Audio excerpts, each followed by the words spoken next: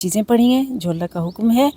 फिर इसके बाद अब देखें अल्लाह ताला कहते हैं आलिम अल्लाहु अन्नकुम कुंतुम तख्तानून, जान लिया अल्लाह ताला ने बेशक जिस थे तुम तख्तानून जो खयानत करते, अनफुसकुम अपने ही नफ्सों के साथ, फताबा अलैकुम उसने माफ़ कर दिया तुमको, वाफ़ा अनकुम उसने दरगुज़र किया तुम्हारे साथ। वो मैं आपको पीछे बता रही थी ना कि सहाबा कराम या लोग मुसलमान समझते थे कि शायद आपस का ताल्लुक़ रात को भी नहीं रख सकते मियाँ बीवी का, तो अल्लाह ताला कह रहे हैं कि ऐसी बात नहीं है। अल्लाह ताला ने जो तुम समझ रहे हो कि तुमने शायद कोई ख़यानत किया और गिल्ट फील कर रहे हो, अल्लाह ने तुम्हें माफ़ कर दिया, सुभान अल्लाह। और क्या कर दिया, और वो तुम अपने ही नफ्स के साथ वो कर रहे थे ख़यानत, और वो अल्लाह ने तुम्हें माफ़ कर दिया।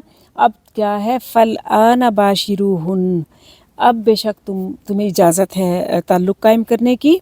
वब्तगू मा कतबल्लाहु लकुम, और तलाश करो जो लिखा अल्लाह ने तुम्हारे लिए।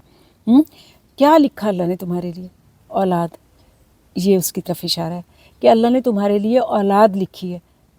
अब शादी का मकसद, आपस के ताल्लुक़ का मकसद सिर्फ़ एन्जॉयमेंट, सिर्फ़ एंटरटेनमेंट, सिर्फ़ वो नहीं है, बल्कि क्या है कि उससे औलाद की भी तलाश करो। देखिए कितना अजीब सी बात है ना, अब आजकल जो है लोग शादी का मकसद बस इस तरह की चीज़ों को समझते हैं, औलाद चाहते ही नहीं हैं। कहते हैं अभी इंजॉय करने के दिन है, अभी खेलने के दिन है, अभी फ़लाँ के दिन है, अभी कैरियर बनाना है, अभी ये करना है, और फिर कभी देखेंगे। या कोई तो कह देते हैं भाई हम ये ज़िम्मेदारी नहीं उठा सकते। हाँ, तो फिर शादी क्यों की है, या आपस ये इस तरह के ताल्लुक़ क्यों किसी से रखा हुआ है? तो ये बहुत ज़रूरी है, ये मतलब नोहे इंसानी को आगे बढ़ाने का ज़रिया है कि ये नहीं कि लेडीज़ भी, औरतें भी कमाने में ही लग जाएं सिर्फ, और इस वजह से वो कहें कि मैं चूँकि जॉब करती हूँ, मैं इसलिए कैरियर बना रही हूँ, मैं इसलिए बच्चे पैदा नहीं करूँगी, या मेरी फ़िज़िक ख़राब हो जाएगी, मैं बच्चे पैदा नहीं करूँगी। तो ये तो बहुत गलत बात है। ठीक है, तो ये क्या है कि जब मतलब औरत की तख्लीक अल्लाह ताला ने ऐसे की है, उसकी वो मुकम्मल ही नहीं होती जब तक वो अपने इसके मुताबिक काम नहीं करती। लिहाजा बच्चे भी पैदा करने चाहिए और उसकी तरफ भी तवज्जो हो। फिर अल्लाह ताला फरमाते हैं वशरबू, अल्लाह ताला कहते हैं वो कुलू और खाओ, वशरबू और पियो, हत्ता यहाँ तक के तयतबय्यन लकुमुल खैत, यहाँ तक के तुम्हारे लिए धागा अल अबयदु सफ़ेद, मिनल खैत धागे से, अल अस्वदी सियाह, मिनल फज्र फज्र के वक्त।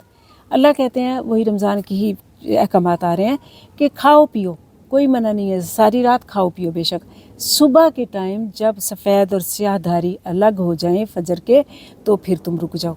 तो ये यानी ये हदीस में बताया गया कि धारी से मुराद रात की स्याही और दिन की रोशनी है, और ये अमूमी हद बताई गई है कि इसके बाद हद ख़त्म हो गई है, इसके बाद अब खा पी नहीं सकते, तो ये बताया गया। फिर कहा सुम्मा अतिमुस्सियाम, फिर तुम पूरा करो रोज़े को, इलल लैल रात तक। अब जब सुबह सहरी के टाइम पे बंद कर दिया, अब रात तक अपने रोज़े को अतिमू करो, पूरा करो। ये अतिमू क्या है? पूरा करना, यानी रोज़े को पूरा करना। रात तक, सूरज के गुरूब होने तक अब तुम कुछ खा पी नहीं सकते। फिर जब इफ़्तार हो जाए तो जल्दी करो, ये नहीं कि 1-2 मिनट पहले खोलो, जल्दी नहीं। इफ़्तार होने के बाद बाज़ लोग समझते हैं ये भी बड़ी नेकी है, हम 2 मिनट और इंतज़ार कर लें, नहीं, जब सूरज गुरूब हो गया तो फिर उस टाइम जल्दी करनी चाहिए। और फिर सौमे विसाल से भी मना किया गया, यानी वो रोज़ा कि इफ़्तार किए बगैर फिर अगला रोज़ा रख लिया।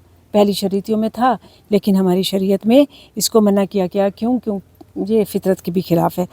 फिर अगर कोई रोज़ा तोड़ दे, कोई बीमार है तो वो चलो और बात है, लेकिन वैसे रोज़ा तोड़ दे तो फिर उसको बहुत जो है वो कफ़ारा है उसके लिए कि उसको या तो 60 मिस्कीनों को खाना खिलाए, या 2 महीने के मुसलसल रोज़े रखे, यानी 60 दिन के।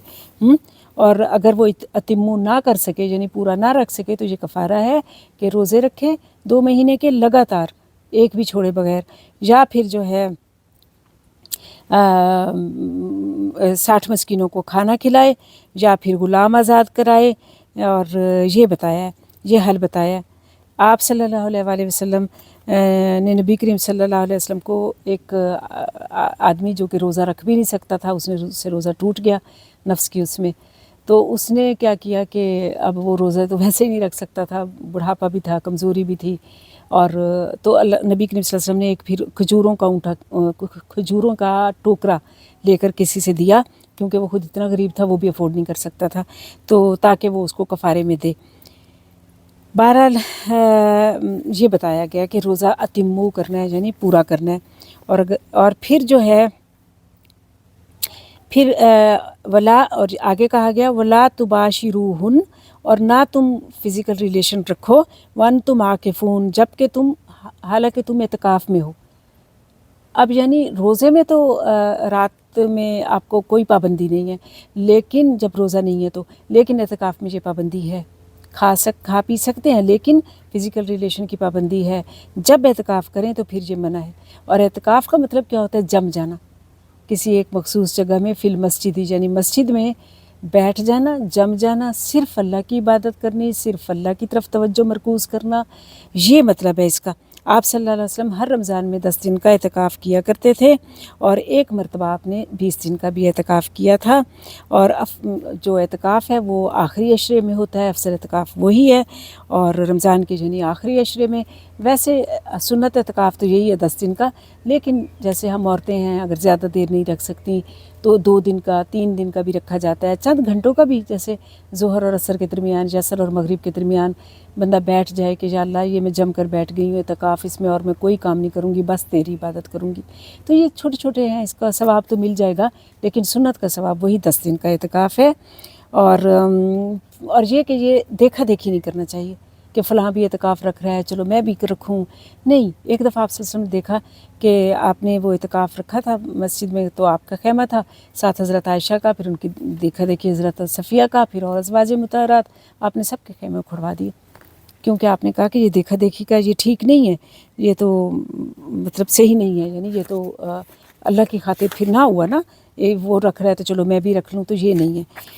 پھر اللہ نے کہا کہ دل کا حدود اللہ، یہ جو ساری باتیں بچائی جا رہی ہیں، یہ کرو یہ نہیں کرو، یہاں تک کھاؤ یہاں تک نہیں کھاؤ، یہ کام حلال ہے یہ حرام ہے، یہ ساری کیا ہیں؟ حدود اللہ ہیں، اللہ کی حدود ہیں، اللہ کی لمٹس ہیں، ٹھیک ہے۔ فلا تقربوها، ان کے قریب بھی نہ جاؤ، ہاں، کہ کہو نہیں نہیں چلو اتنا سے کیا ہو گیا، اتنے سے نہیں میں کیئرفل رہوں گی، نہیں، قریب بھی نہیں جاؤ، کوئی پتہ نہیں کہ پھر حدود کے قریب جاتے جاتے دوسری طرف کوئی پھسل جاؤ، پھلانگ جاؤ۔ آپ صلی اللہ علیہ وسلم نے فرمایا ہر بادشاہ کی ایک چراگاہ ہوتی ہے، اور اللہ کی چراگاہ اس کی حرام کردہ چیزیں ہیں، اور اعتکاف میں خاص طور پر منع کیا گیا ہے کہ یہ سب احکامات کیوں بتائے گئے ہیں۔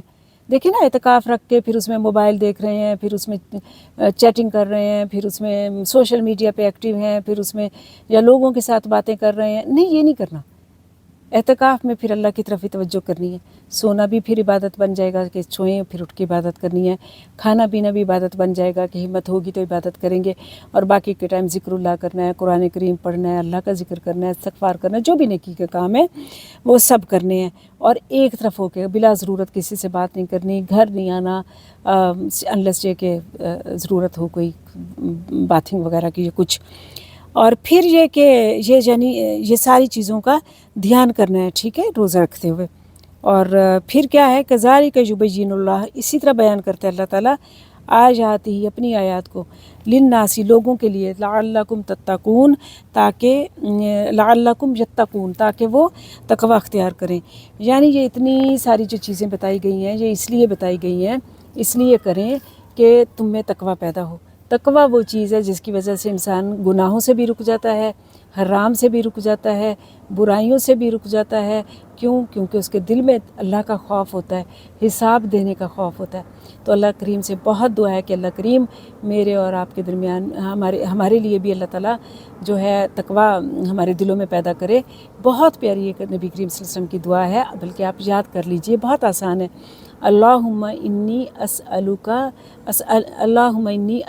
الہدی والتقی والعفاف والغنی، کہ اللہ تعالیٰ میں تجھ سے ہدایت کا، تقوی کا، پاک دامنی کا اور غنا کا سوال کرتی ہوں۔ کتنی پیاری دعا ہے یہ، تو یہ کر لینا چاہیے۔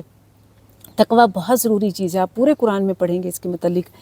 تو آج کے جو سبق ہے اس میں ہم نے روزوں کے احکامات پڑھے ہیں، پھر ہم نے پڑھا ہے کہ اعتکاف کے احکامات کیا ہیں، اور جو ہے اللہ تعالیٰ سے دعا ہے کہ اللہ تعالیٰ کہ جو بھی حکم ہے اللہ تعالیٰ ہمیں وہ خوشی خوشی کرنے کی توفیق عطا فرمائیں، ہمارے گناہوں کو معاف فرمائیں، ہمارے لیے تمام احکامات پہ عمل کرنا آسان ہو، اور ہمارے لیے ہر قسم کی اللہ تعالیٰ جو ہے ہمیں شر سے، شیطان سے، برائیوں سے، گمراہیوں سے، بیماریوں سے، تکالیف سے، آزمائشوں سے اپنی پناہ میں رکھیں۔